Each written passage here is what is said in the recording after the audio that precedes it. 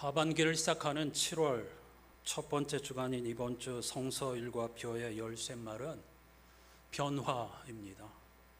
뭐라고요? 변화.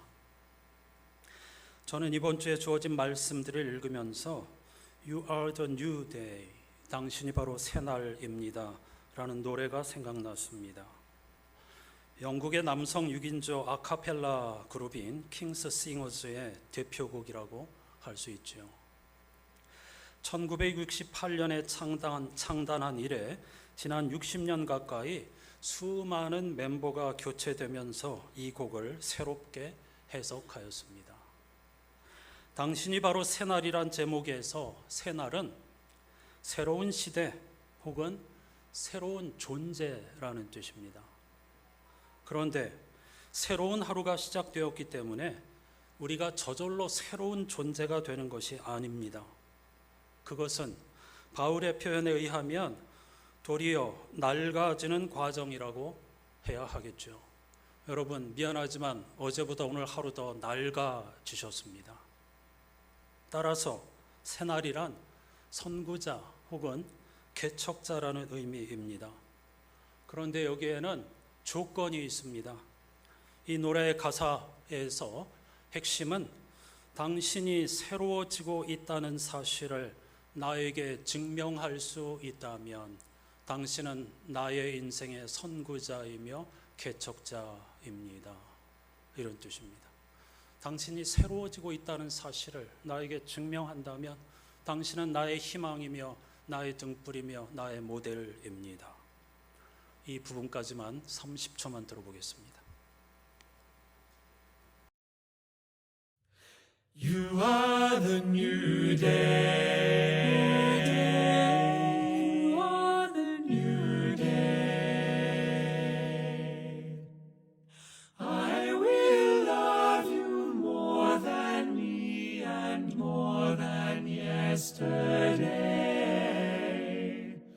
If you can but prove to me you are the new day. 가장 최근 멤버들의 노래인데요. 당신이 증명할 수 있다면, 새로워지고 있다는 것을 증명할 수 있다면 당신은 나의 희망이고 등불입니다. 이렇게 노래하는 내용이죠. 그렇습니다. 변화는 자고 일어난다고 저절로 되는 것이 아닙니다. 변화를 추구하고 거기에 집중해야만 가능한 일이죠.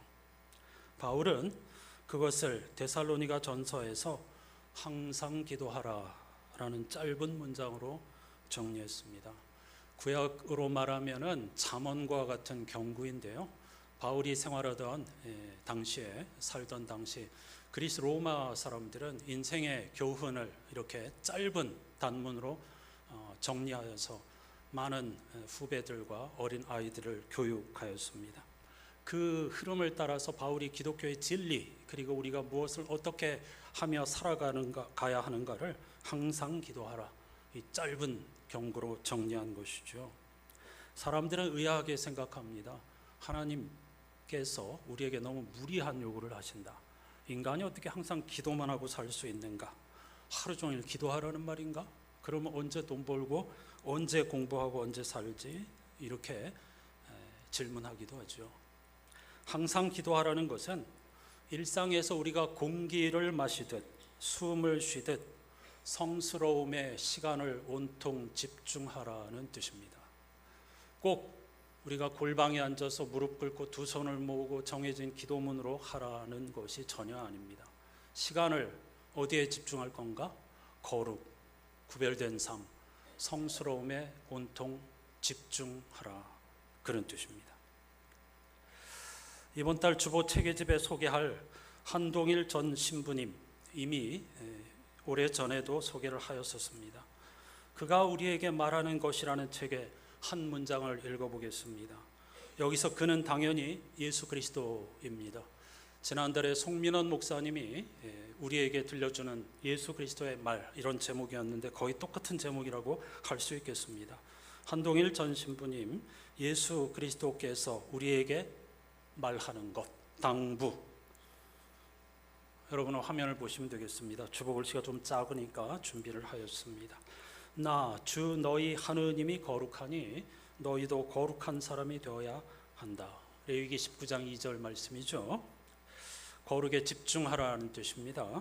이 말은 우리가 우리 자신을 거룩하게 대하면 다른 이들도 우리를 거룩한 존재로 대할 것이고, 거룩하게 대하지 않으면 다른 이들도 우리를 거룩하지 않은 존재로 대할 것이라는 말로 해석될 수 있습니다. 우리 각자 안에는 우리가 생각하는 것보다 훨씬 심오하고 오묘한 신성이 깃들어 있습니다. 그게 하나님의 형상이죠. 그것이 우리를 거룩하게, 그것이 우리를 거룩한 사람이 될 수 있도록 도와줍니다.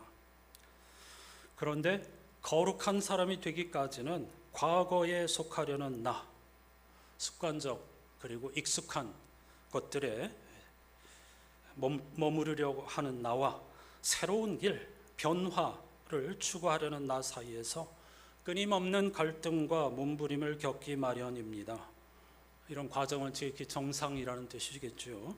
우리 안에 있는 신성함은 자고 일어났다고 해서 그 자체로 빛나는 것이 아니라 이러한 몸부림의 과정을 통해 드러납니다. 우리의 여정은 그 모습을 찾아가고 발견해가는 것입니다. 인간은 찾는 존재입니다. 우리는 온전히 우리 각자에게 맡겨진 우리 각자의 저마다의 신성함을 찾아 나가야 합니다. 사도 바울은 이 긴 문장을 항상 기도하라 이렇게 정리한 겁니다. 문제는 대부분의 사람이 여기에 관심이 없다는 것이죠. 그럼 어디에 관심이 있을까요? 제1독서부터 살펴보죠. 열왕기하 5장에는 하나님께서 한 이방 사람의 악성 피부병을 고쳐주신 이야기를 전하고 있습니다.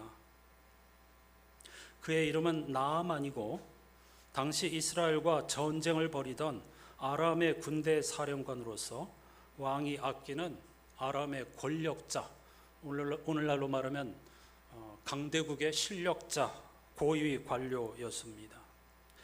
그런데 그의 집에서는 이스라엘과의 전쟁에서 사로잡은 어린 소녀가 아내의 시중을 들고 있었습니다. 나아만은 그 소녀의 조심스러운 권고를 받아들여 아람 왕이 직접 준비한 값진 선물을 가지고 엘리사의 집 앞에 도착하였습니다. 그런데 뜻밖의 엘리사가 아닌 하찮은 종이 나와서 요단강으로 가서 몸을 7번 씻으면 피부병이 나을 거라고 예언자께서 말씀하셨습니다. 하고 전령처럼 전달하고 사라져 버렸습니다. 나아만은 크게 화를 내며 분을 참지 못하고 발길을 돌렸죠. 그는 적어도 엘리사가 직접 달려나와 자신을 정중히 맞이하고 상처 위에 안수하여 낫게 해주리라고 생각했기 때문입니다. 그는 강대국의 군대 사령관으로서 체면과 자부심을 생명처럼 중요하게 여겼기에 병을 고칠 수 있는 절호의 기회를 내쳐버린 것이죠. 남 이야기가 아닙니다. 우리 역시 일상에서 체면과 자존심 때문에 얼굴을 붉히고 정작 중요한 것들을 놓쳐버릴 때가 많지 않습니까? 결국 그로 인해 변화의 기회, 생명의 기회를 놓치게 되는 거죠. 그런데 이때 나아만의 종들이 주인을 조심스럽게 설득합니다. 그들은 일상에서 비천한 대접을 받는 데 익숙하기 때문에 나아만은 그게 너무 낯설어가지고 지금 분노하는 거잖아요. 부자로서, 힘 있는 권력자로서 감히 나를 하찮은 존재처럼 종처럼 대해? 하고 참을 수 없는 분노를 드러내는데 반해 나아만의 종들은 이미 그런 취급에 익숙해져서 일상이 되어버렸기 때문에 아무런 문제가 되지 않습니다. 성서 기자는 비천한 자들, 가난한 자들이 고귀하고 부유한 자들보다 도리어 더 깊은 통찰력이 있을 수 있다 이렇게 말하고 있는 겁니다. 매우 중요한 부분입니다. 하늘나라는 가난한 자의 것이며 어린 아이들이야말로 천국에 들어갈 것이라는 가르침을 받아들이지 않으면, 인정하지 않으면, 그 앞에서 자신을 낮추지 않으면 진정한 변화는 불가능합니다. 선택은 여러분의 몫이죠. 다행히 나아만은 종들의 말대로 하였고 악성 피부병으로부터 고침, 즉 구원을 받았습니다. 성서 기자는 나아만의 살결이 어린 아이처럼 깨끗하여졌다 이렇게 기록하고 있습니다. 악성 피부병으로 망가졌던 그의 살결이 어린 아이의 피부처럼 깨끗하게 되었다는 거죠. 이 문장은요, 그의 집에서 종살이하고 있는 어린 소녀를 떠올리게 하는 말놀이입니다. 나아만이 치유받을 수 있었던 것은 그가 목숨처럼 여기던 체면과 자존심 같은 것, 교만을 내려놓고 어린 소녀처럼 낮아졌기 때문에 가능한 일이었다라는 걸 말하고 싶은 겁니다. 우리들은 나아만의 기적적인 치료에 집중하지만 성서 기자는 그의 몸의 변화가 아니라 그의 영혼 존재의 변화에 집중하고 있습니다. 이게 우리와 그들의 차이점입니다. 왕의 권위 아래 거드름을 피우던 나아만은 하나님을 이런 과정을 거쳐서 하나님을 인정하는 어린 아이 같은 겸손한 사람이 되었습니다. 변화된 것이죠. 엘리사가 직접 나서기는커녕 얼굴조차 비치지 않은 이유는 나아만의 치유가 전적으로 하나님이 하신 일임을 깨닫게 하려는 것이었습니다.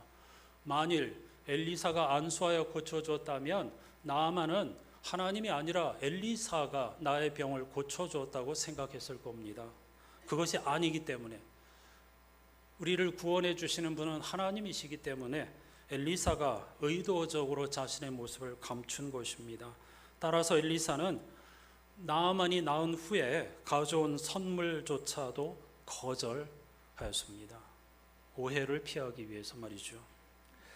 그런데 여러분, 열왕기하 5장의 나아만의 이야기는 그의 치유가 주제가 아닙니다.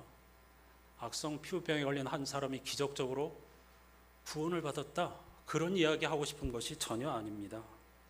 이 이야기는 나아만이 문제가 아니고 당시 유대인들을 진정한 변화로 이끌기 위한 경고와 교육의 목적이 있습니다.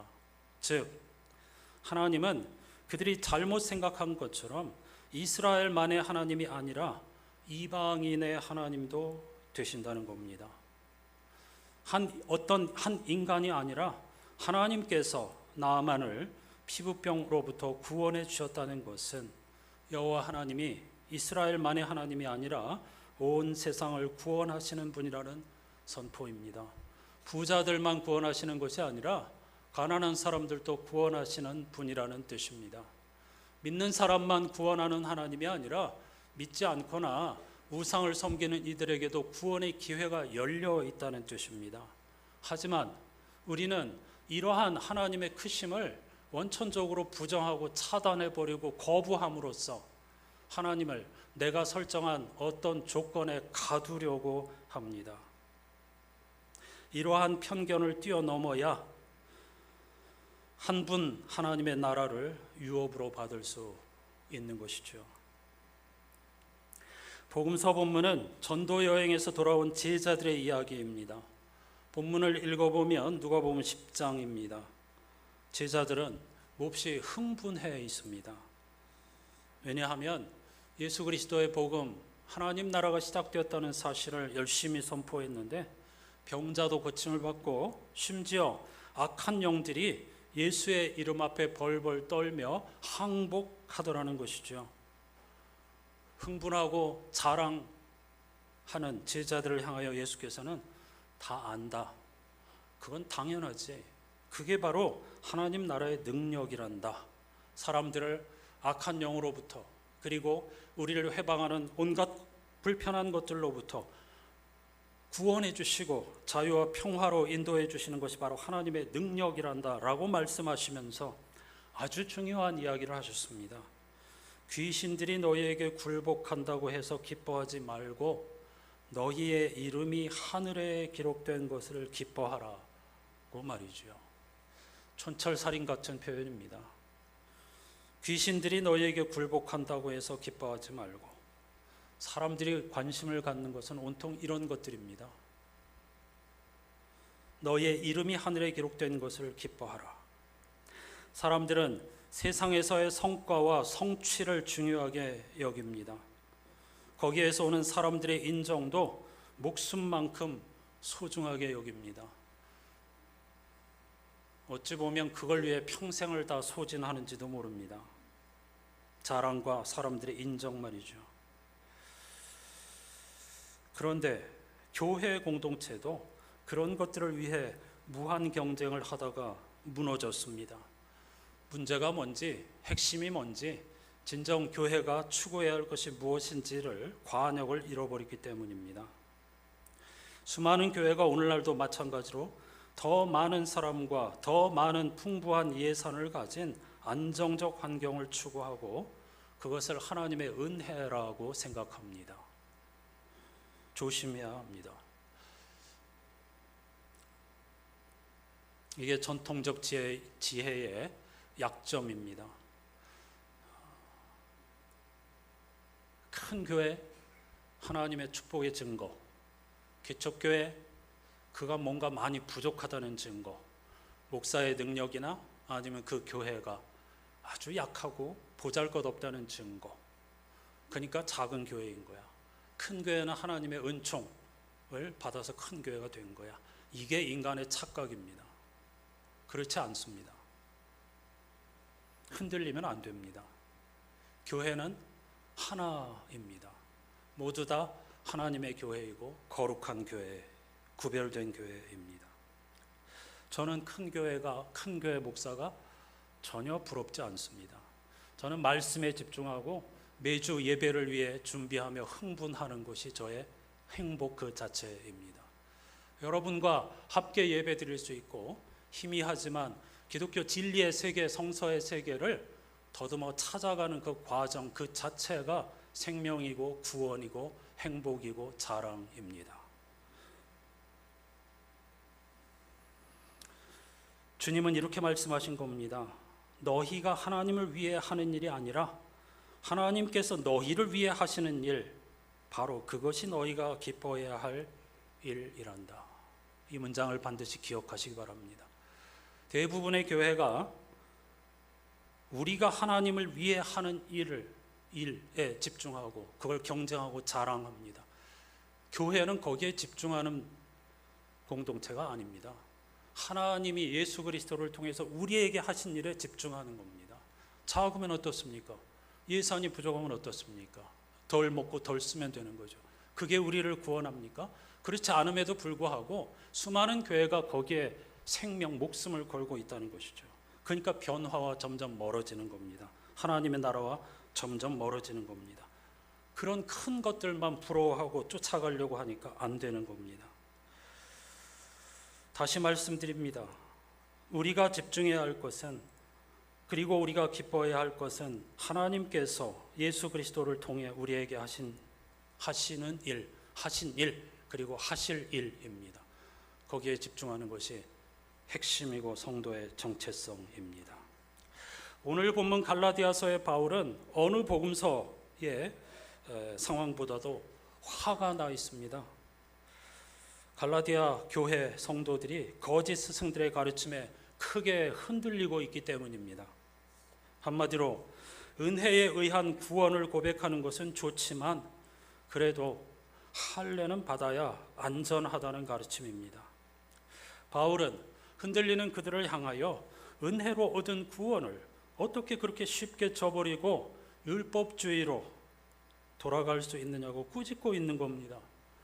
따라서 모든 바울의 편지에는 칭찬이 담겨 있는데 갈라디아서는 인사말은 있지만 칭찬 없습니다. 화가 나 있습니다. 당신들 어떻게 그럴 수 있느냐고, 복음이 그렇게 하찮은 거였냐고, 어떻게 다시 율법주의로 돌아가느냐고, 무거운 짐을 스스로 쇠사슬을 차고 신앙생활을 하려고 하는 거냐고 안타까운 마음으로 호소하고 있는 것이죠. 초기 교회는 유대교의 한 분파로 출발했기 때문에 할례 유무를 매우 중요하게 여길 수밖에 없는 분위기였습니다. 그러니까 이걸 부인하면 초기 교회 그러니까 초기 교회 공동체가 유대교의 우산 그늘의 보호를 받을 수가 없는 것입니다. 그래서 크게 흔들린 겁니다. 이유가 있습니다. 그런 상황에서 바울은 이렇게 고백합니다. 나는 우리 주 예수 그리스도의 십자가만을 자랑하겠습니다. 그 십자가로 말미암아 나는 이 세상에 대해 십자가에 못 박혔고 남을 기쁘게 하거나 남이 지시하는 하찮은 방식에 나를 끼워 맞추려는 숨막히는 분위기에서 벗어났습니다.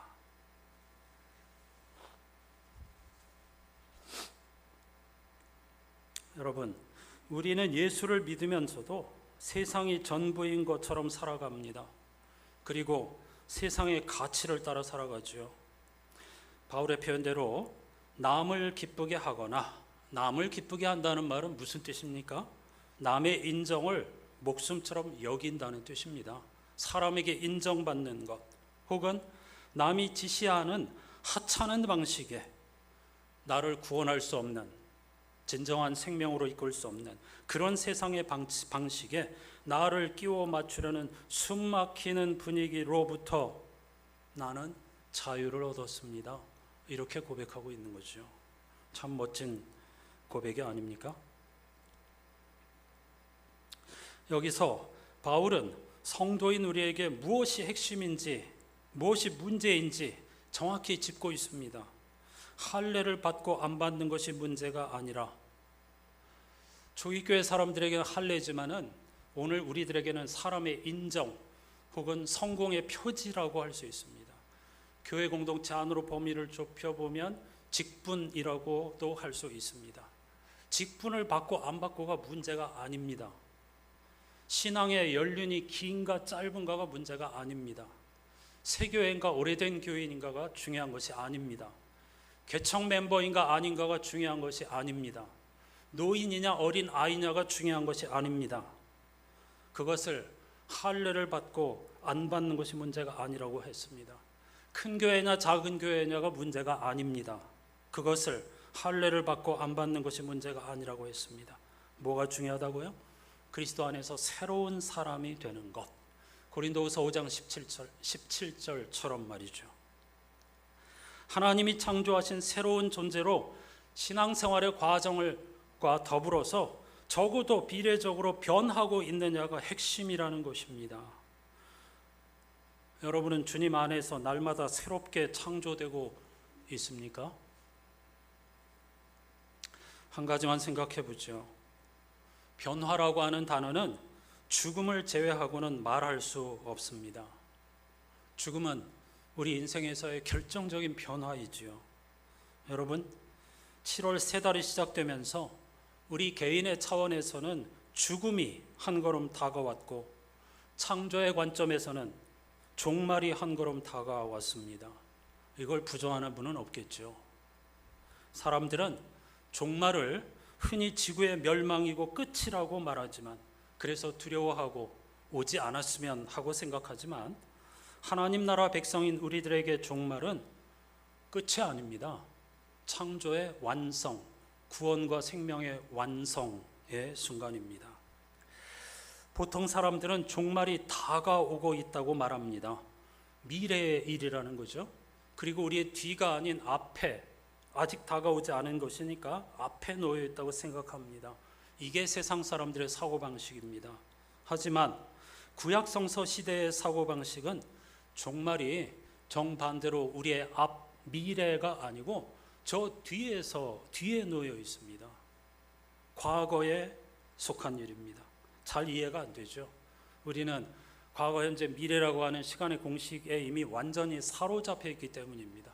무슨 뜬구름 잡는 소린가 이렇게 생각하게 되겠죠. 생각하고 있죠. 무슨 말이냐면 미래는 과거에 의해서 결정되어 있다. 그러니까 뿌린 대로 거둔다는 말입니다. 어떤 미지의 세계가 우리에게 다가오고 있는 것이 아니고, 우리가 지금 어떤 것을 추구하며 살았느냐에 따라서 그 미래가 정확한 모습으로 다가오고 있다는 것입니다. 세상의 인정과 크게 되는 것, 성공, 여기에 집중하는 사람에게는 허무라는 미래가 종말이 다가오는 것이고, 하나님 나라와 변화에 대해 집중하는 사람에게는 그런 놀라운 세계가 우리 앞에 구원의 완성이 다가오고 있다는 것입니다. 그러니까 완전히 다른 세계관이죠. 먼 미래에 무언가 끝이 다가오고 있다고 하면 불안하겠죠. 그러나 지금 여기에 우리가 무엇을 뿌리고 심느냐에 따라서 그것이 열매를 맺고 있다고 믿는 사람이라고 하면 미래는 전혀 두려운 것이 아닌 겁니다. 그래서 이런 세계관에 빠져 있는 사람들은 죽음을 끝이라고 생각합니다. 심지어 그리스도인들조차 죽음 후에 종말의 순간까지 인간은 어디에 있는 거지? 다 화장해서 흙으로 갔지만은 우리의 영혼은 어디에 있는 거지? 몇백 년, 아니 몇천 년을 기다려야 되는 거지? 이렇게 궁금해야 합니다. 여러분, 분명히 말씀드립니다. 죽음은 다르게 표현하면 변화입니다. 새로운 존재로의 변화입니다. 어떤 존재로? 시간과 공간의 차원에서 영원의 차원으로의 변화입니다. 그러므로 우리는 죽는 순간 부활과 종말의 완성에 참여하게 됩니다. 이상하죠? 그런 게 어디 있어? 수천 년 전에 죽은 사람, 얼마 전에 돌아가신 우리의 가족들, 몇 년 흐르고 몇십 년, 몇백 년 흘러가고 있는데 그건 우리가 시간의 차원에서, 공간의 차원에서 살고 있기 때문이고요. 죽은 다음에는 영원의 차원으로 변화되는 겁니다. 그때는 시공간이 상관이 없어요. 그러니까 바로 깨어나는 겁니다. 지금 살아있는 우리들에게는 한없이 길어지는 것 같지만 영혼의 차원에서는 전혀 그런 게 아닙니다. 그냥 바로 구원의 완성 그리고 부활을 맛보게 되는 것입니다. 이 부분을 여러분 깊이 붙잡고 씨름해 보시기를 바랍니다. 바울은 갈라디아서를 마무리하는 인사로 이 기준에 따라 사는 사람은 누구나, 즉 세상 사람들의 평판이나 인정이나 성공이나 부자 되기 이런 기준이 아니고 그리스도 안에서 우리에게 열려있는, 활짝 열려있는 새로운 존재로의 변화를 기준으로, 목적으로 삼고 살아가는 사람은 누구나 하나님의 참 이스라엘, 곧 하나님이 택하신 백성입니다 라고 정의하면서 바로 이들에게 평화와 긍휼이 있기를 바랍니다 라고 마무리하고 있습니다. 무슨 말입니까? 진정한 평화와 긍휼은 바로 이런 존재의 변화에 집중하는 사람의 것이라는 뜻이겠죠. 평화를 원하십니까? 주님의 은혜와 긍휼을 원하십니까? 세상의 인정이나 성공이라는 어떤 표식에 집착하는 사람들은 이런 온전함과 하나님의 은혜를 맛보지 못한다는 뜻입니다. 하나님의 선물인 새 달에도 하나님의 다스림을 의지하고 살아가는 우리는 날마다 새로운 존재가 되는 일에 집중해야 합니다. 하나님 나라의 선구자, 개척자로서 하나님의 평화, 다시 말하면 온전함과 은혜를 일용할 양식으로 삼아야 합니다. 그런 면에서 우리는 이미 평화와 긍휼의 공동체입니다. 그것을 믿음의 눈으로 내다보면서 감사의 식탁 교제로 나아가십시다. 성찬 예식 자체가 주님이 우리에게 건네시는 말, 당부의 말입니다.